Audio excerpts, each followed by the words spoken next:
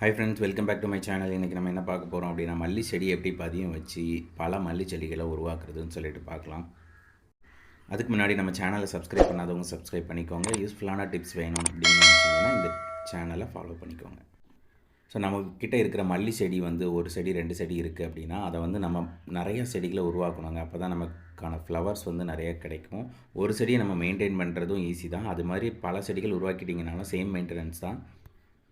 இப்போ அந்த ஒரு செடியை நம்ம எப்படி மெயின்டைன் பண்ணி அடுத்த செடியை உருவாக்கலாம் அப்படின்னு சொல்லிட்டு பார்க்கலாம். அதுக்கு தரையில் வச்சுருந்திங்கன்னா ரொம்பவே ஈஸியான ட்ரிக் தாங்க. வேறு ஒன்றும் இல்லை, பக்கத்தில் கொஞ்சமாக பள்ளம் தோண்டிட்டு அந்த ஒரு நீளமாக இருக்கக்கூடிய கொப்பை வந்து நீங்கள் அப்படியே மடித்து, அது முறிஞ்சிடக்கூடாது, கொஞ்சமாக வளைச்சி அதுக்கு மேலே மண் போட்டிங்க அப்படின்னா கொஞ்ச நாள் கழித்து அதில் வந்து நம்ம ஈஸியாக வேர் விட்டுடும். வேர் விட்டதுக்கப்புறமா நீங்கள் அதை வந்து கட் பண்ணி வேறு இடத்துல வச்சிடலாம். இதுவே மாடி தோட்டத்தில் இருக்கிற மல்லி செடி அப்படின்னு நினச்சிங்கன்னா, பக்கத்தில் ஒரு தொட்டி வச்சுட்டு அந்த தொட்டியில் கொஞ்சமாக பள்ளம் தோண்டி இருப்பீங்கள்ல, அந்த பள்ளத்தில் அந்த செடியை வச்சுட்டு நீங்கள் பார்க்கலாம். இது ஆல்ரெடி நான் பதிய வச்சுருந்தது. இது வந்து மழை காலத்துக்கு முன்னாடி நான் வச்சுருந்தது.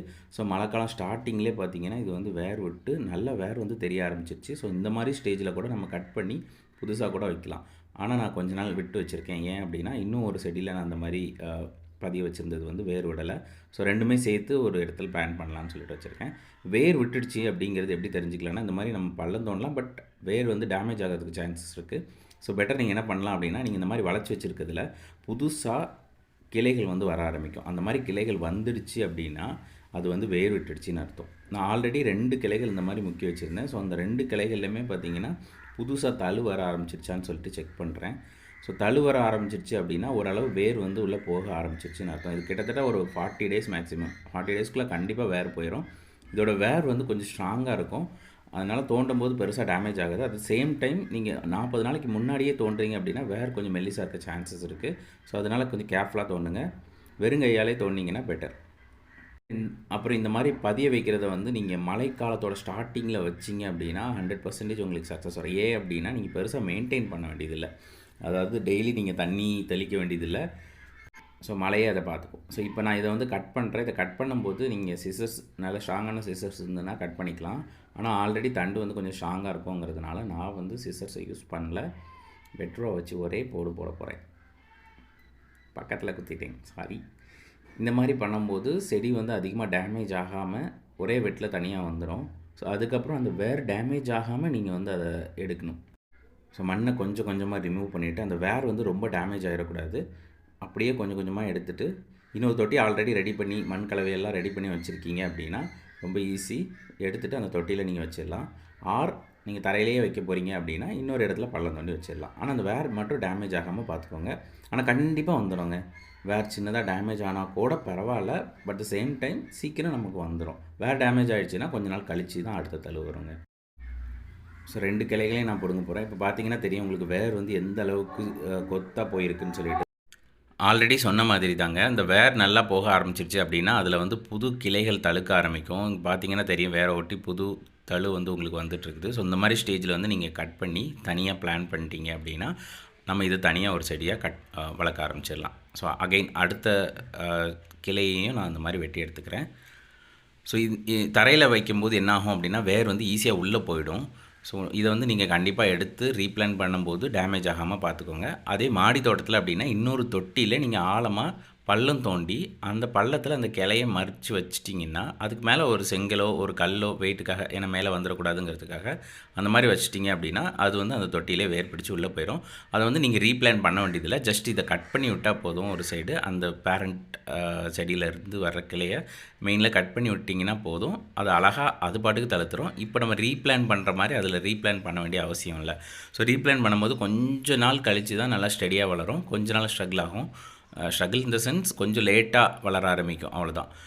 மற்றபடி இப்போ மாடி தோட்டத்தில் நீங்கள் இன்னொரு தொட்டியில் வச்சு வளர்க்குறீங்க, அதை வந்து பதியம் போட்டு இன்னொரு தொட்டியில் அப்படியே பதியம் போட்டிங்க அப்படின்னா நீங்கள் அதை ரீப்ளான் பண்ண வேண்டிய அவசியம் இருக்காது. ஸோ அது ஃபாஸ்ட்டாக வளர்ந்துடும். இதை விட வேர் டேமேஜ் ஆகாமல் எடுத்துகிட்டு ஃபுல்லாக காட்டுறேன் உங்களுக்கு எந்த அளவுக்கு வேர் வந்து உள்ளே போயிருக்கு அப்படின்னு பாருங்கள். தரையில் வைக்கும்போது ஈஸியாக வந்து உங்களுக்கு வேர் போயிடும்.